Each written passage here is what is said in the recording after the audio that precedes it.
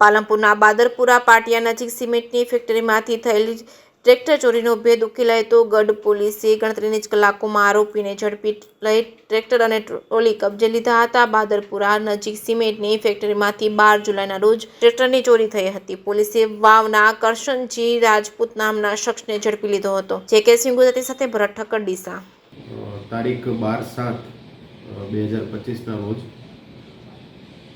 બાદરપુરા ગામ ખાતેથી એક મહિન્દ્રા કંપનીનું ટ્રેક્ટર અને ટ્રેલર ચોરી થયેલ, જે અનુસંધાને 16/7ના રોજ ગુનો દાખલ કરેલ।